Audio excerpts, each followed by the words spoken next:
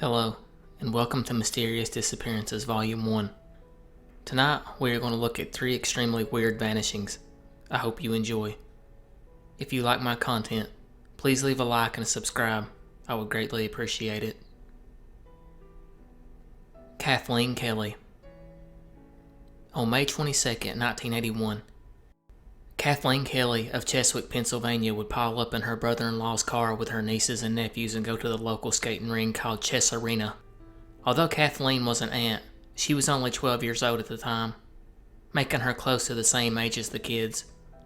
Kathleen's brother-in-law and sister, who were 20 years older than Kathleen, both worked at the skating ring. After spending some time with her nephew and niece, Kathleen, like most 12-year-olds, would get bored. She decided to walk back to her sister Judy's home, as she had not went in for her shift at the skating ring yet. Judy would ask Kathleen why she left, and she would tell Judy that she got bored there and she didn't want to stay. So Judy would spend an hour catching up with her kid sister, talking about skating and Judy's infant. Kathleen would then decide she wanted to go home. Her home was only 6 blocks away in Springdale. Judy asked if Kathleen really wanted to walk back home, as she could have easily taken her there. But Kathleen would insist on walking. In fact, Kathleen was so insistent that Judy felt she was up to something. She would later claim that she felt Kathleen was being evasive and may have had other plans. But seeing as how 12-year-olds are, she let it go and seen her sister walk out the front door. After this, Kathleen would never be seen again. And this is where a really strange, maybe not so terrible mystery begins.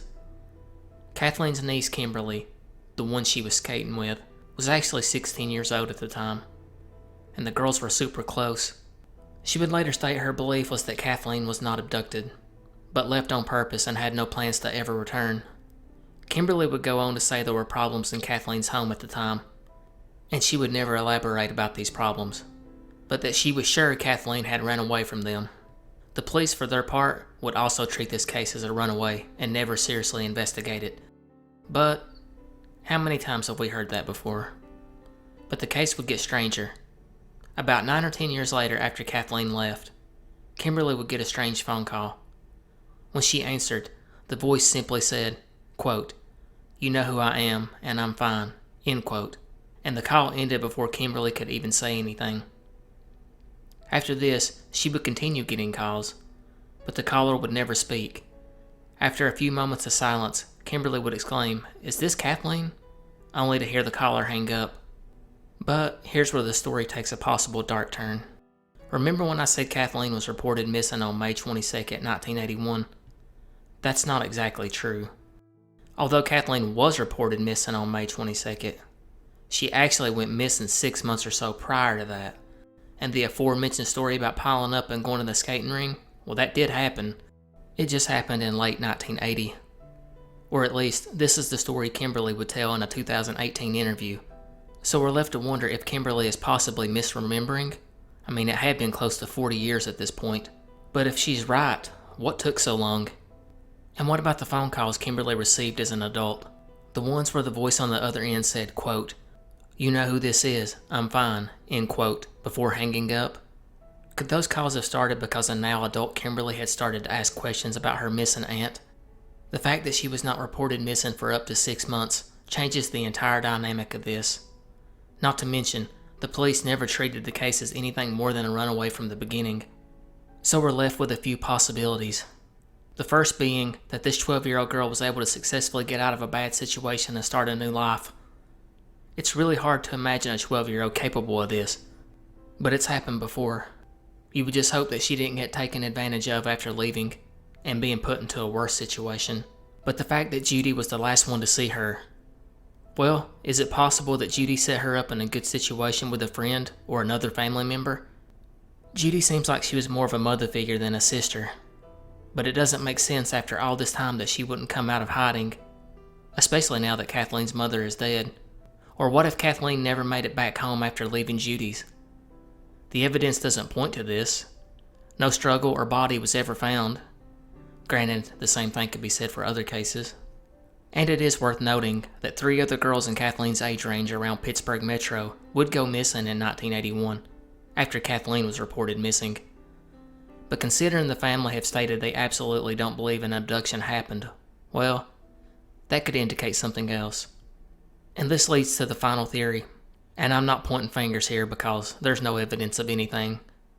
But the final theory is she was hurt by someone in the family. If her home life was that bad, it's reasonable to think that her mom was responsible, seeing as that was reportedly the only other person living there. This could also explain why Kathleen seemed evasive. Maybe she wasn't. Maybe she was scared. And maybe something happened when Kathleen got home, and the family covered for her mother.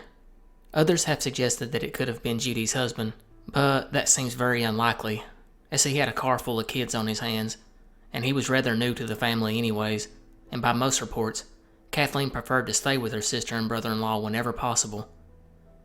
The whole case really comes down to two things. Did Judy's final conversation with Kathleen actually happen? And did she really go missing 6 months before being reported? Patricia Bernadette Meehan. At 8:15 p.m. on April 20th, 1989, Peggy Bueller and her father were traveling west on Montana Highway 200 near Circle, Montana, when they spotted a vehicle heading east on the wrong side of the road. Peggy was able to swerve to the shoulder, avoiding the collision. However, the vehicle crashed into the car traveling behind her, which was being driven by police dispatcher Carol Heights. Carol would emerge unharmed, and witness a blonde woman emerge from the other car. Carol would state that the woman came up to her, quote, "She just stared. She never said anything. She just stared at me. I will never forget her," end quote. Carol would ask if she was okay, but the woman did not speak. Peggy, who was still sitting on the shoulder, would then see the blonde woman climb over a fence and stand motionless, observing the scene. Quote, "As I looked out across the accident, I noticed someone on the other side of the fence. She was just standing there like a spectator. Not like it happened to her," end quote. The woman would stand silent for several moments on the other side of the fence in the empty field, before finally turning around and walking away into the darkness. Peggy would immediately drive to town and find a phone, while her father remained with Carol at the accident. When police arrived, the unknown woman was still missing. Law enforcement would run her plate number. They would discover the woman was named Patricia Meehan. Police would start a search for the woman. They discovered a trail of tennis shoes beginning in a desolate field about 3/4 a mile away from the crash. They believed it to be Patricia's. They would follow the tracks until 3 a.m. before they disappeared into the terrain. The search would be suspended until the following morning. Her parents would fly in shortly after and start distributing missing person posters. Volunteers would search the mountains near the crash with ATVs and horses. A helicopter would also search the area. Yet, not one sign of her was found. Adding confusion was the question, why was Patricia in the town of Circle anyways? That town was nearly 400 miles away from her home in Bozeman. Her family had no idea why, and police could not find anyone that knew either. They would start to theorize that she had fled the scene by hitchhiking. They also thought she may have stowed away on a hay truck that had been parked half a mile up the road, but they were not able to substantiate the claim. Patricia's mother would say that she was experiencing depression at the time, and actually had a psychologist visit scheduled the day after the crash. The case would get stranger yet. In the coming days, police would receive several reported sightings of Patricia, and they were very credible. The first one would be on May 4th, just 2 weeks after the crash, when a police officer in Laverne, Minnesota, which is about 10 hours from the crash, would claim that he was in Hardee's when he saw Patricia. It was also noted by the employees there that she had sat alone in a booth for 5 hours drinking water. When the store closed, she would make her way over to a nearby 24-hour diner. It was there that the police officer seen her again, and this time, he would try asking her name, and the woman refused to give it. He then asked where she was from, and she said Colorado, before taking it back and saying Israel. The following 2 days, more sightings were reported. This time in Sioux Falls, South Dakota, about 35 minutes from Laverne, at a truck stop diner, drinking coffee from 12 a.m. to 11:30 a.m. Later that same day, another waitress at a diner in Murdo, South Dakota, about 3 hours from Sioux Falls, would report seeing Patricia between 10 and 11 p.m. in the company of a man in his 30s. At this point, police were certain she was hitchhiking with truckers along I-90. They would also now believe that she was suffering from amnesia after receiving a blow to the head in the accident. The sightings did not stop either. Back near her home in Bozeman, a waitress would report that Patricia came in, quote, "Patty came in the door and wanted to be sat quickly and served quickly. She told me, "I'm in a hurry," and I said, "Well, we do breakfast in 10 minutes. You'll be out very quickly." And then I said to her, "You must have to be back to work at 9. It was about 8:30. She said, "No, I'm just going shopping." I couldn't understand why it was so important for her to be there at 9 o'clock to go shopping. She was in such a huge hurry, end quote. This would be corroborated by another waitress who was working there. Quote, "What stood out in my mind was that she seemed really disoriented and really spacey. I heard her talking to herself. She sat at the table for an hour and a half or more just looking out the window, watching people walk by. That's when I walked up to her and asked her, 'You okay?' I was wondering if there was anything I could do because she seemed so lost. I felt like she didn't know where she was or who she was." End quote. A few days later in the week, she would be spotted at a horse auction in Billings, a few hours from her home. This was a very credible sighting because Patricia had worked as a ranch hand. She loved animals, in particular horses, and she had worked several odd jobs on ranches to support herself. So being seen at a horse show just added more believability to an already crazy case. Sightings would continue on until late May and June, this time in Washington State, more than 10 hours away. She would be offered a ride by a truck driver, which she turned down, and then she notified a woman that her car broke down and she needed to get to a phone. She would also ask several passing motorists the way to Aberdeen. In the 2 months, over 25 sightings would be reported, 3 of which police deemed very credible. Other reported sightings at truck stops between Montana and Seattle would continue. It's thought at this point that Patricia may have started to regain some of her memories, as her sister lived in Seattle and her ex-boyfriend lived in Spokane. Her mother and father, Thomas and Dolly, would take posters up and down I-90 to truck stops and diners. They would be told of at least 60 sightings. However, they only felt 5 of them were extremely credible. So what happened to Patricia? Theories are still divided amongst the following. She walked off into the mountains and committed suicide. Given credence to this one is the speculation that the head-on crash was indeed a suicide attempt. And after seeing she failed, it's thought that maybe she sat stunned for a few minutes, only to walk off and attempt it again somewhere she knew she wouldn't be found.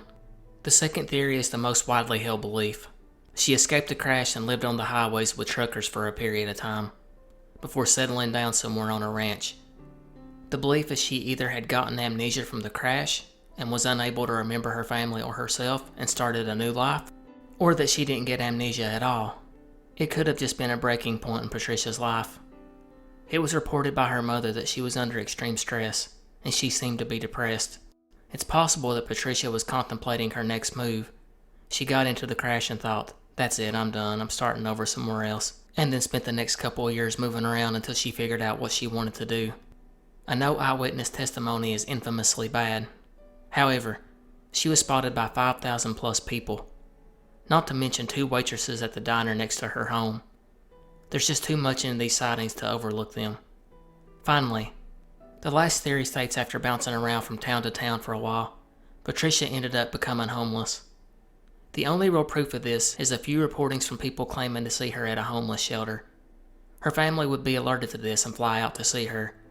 Yet when they got there, the shelter told her family that they had just missed her by a few minutes.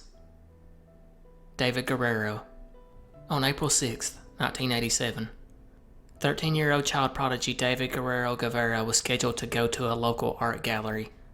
It was that night that they intended to show off the young artist's work. It was also the first time he would be interviewed by a radio station. It was said other artists were impressed at the level of detail David was able to do in such a short amount of time. David would leave his home that evening at 6:30 p.m. to get on the local bus and head to the art gallery. Sadly, this would be the last time David was ever seen. At around 9 p.m., David's father would go to the art gallery to pick him up. It was then that he discovered David never made it. He went straight to the police. A massive search would start, but they could not find David. They would then question David's family and friends, who they cleared pretty quick. The police would start their investigation, but there were no clues left. No signs of a struggle, nothing. Investigators were able to figure out that David never did get on the bus though, which was extremely odd since it was only a few minutes from his home. It would be reported a few times later on that he was spotted in Lisbon, once with 2 other boys of the same age.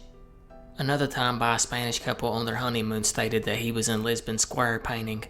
He would also be spotted on a train in Lisbon. Investigators would initially believe he ran away to pursue a life as a bohemian artist, perhaps after contacting someone in Portugal who agreed to be his sponsor. He had actually been on a school trip to Portugal a few months prior to his disappearance, but they would eventually abandon this line of thinking, as they were able to verify the sightings were just a case of mistaken identity. Spanish authorities were left with little to go on, but they would form a pretty solid theory as to what happened. It was believed a criminal network of art forgers discovered David, and when seeing his talent, they knew they could use his abilities as an extremely gifted painter to produce some very convincing forgeries. It was decided that he was kidnapped, but there was a problem with this theory. Actually, there was two problems. One, there was no sign of a struggle. There was no reports of an abduction. With only 500 feet between the bus stop and David's home, someone was bound to have heard the commotion of a kidnapping. Secondly, Queen Sophia was actually visiting Malaga that afternoon, and she was very close to David's home. Because of this, there was a very high police presence. Both uniform and plainclothes officers lined the streets. It would have been near impossible to kidnap anyone. This led law enforcement to drop the abduction theory. Investigators were now confident David went on his own will. But to where and why? David had a good home life and loved his family. It didn't make sense that he would run away. Some possible answers would eventually come along 3 years later, when a woman would come forward and report a connection between David and a man at a hotel. Some accounts say she seen David meeting the man at the hotel. Others say she just remembered a napkin in the man's room that said, David Guerrero Guevara. Police would search the hotel records and find that a 70-year-old man stayed that year between March and April, the same time David vanished. What made this more alarming was the earliest part of the investigation. Police would ask his friends and pupils in David's art class where he might be. They also asked them to show any artwork they had of his. His friend handed over a caricature of an old man that the boy had made just a few days before he vanished. The police were able to compare the drawing with the picture of the man, and it looked suspiciously like him. But obviously at this point, the man had gone back to Switzerland. Spain would work with Swiss law enforcement to find the man, only to discover he had done passed away. His wife, however, was still alive and let police search her husband's photo lab. There were plenty of images of Malaga, but none of David. In fact, investigators could find no connection whatsoever between the painter and the man. David's family, for their part, would also back this, as they stated they believed the man in the drawing is a random person and not connected to the Swiss man in any way. And considering the woman waited 3 years to bring this up, well, it certainly points to a red herring. In 2019, the first potentially big break in the case would occur, as David's family would get an anonymous letter that said, quote, "It was all planned, Antonia," who was David's mother. "They were waiting for him, and he knew them," end quote. The person who wished to remain anonymous would tell the family they needed to search the art school where David went to paint, and to look up a man named Horacio. David's brother would work with a journalist, and discover David did indeed go to school with someone named Horacio. However, nothing would come of this anonymous letter, leaving many to believe it was just a cruel hoax. The whole case is bizarre, and there was never much evidence to draw from, so we're left with a few theories. Abduction is almost undoubtedly ruled out. Running away, again, it's very unlikely, as almost every sighting of him has been ruled out. Not to mention, he had no reason to leave, so we're left with one key fact in this case. It's almost guaranteed David went voluntarily with someone else, and his fate after that is uncertain. Some speculate that someone David trusted at the art school, maybe Horacio, was paid to lure David into a waiting vehicle where he was sexually assaulted, and perhaps worse, possibly even by the old wealthy Swiss man. Others contend a criminal network tricked him into going with them, where they were able to make use of his abilities, although that one is admittedly a stretch. Finally, others contend David, who was running behind on his way to the gallery, was approached by someone in a car offering him a ride. Perhaps someone he knew, maybe someone that was grooming him, or maybe it was just a complete stranger. And David, who was anxious to get to the gallery to do his first radio interview, skipped the loaded bus and decided to go with the stranger in the car.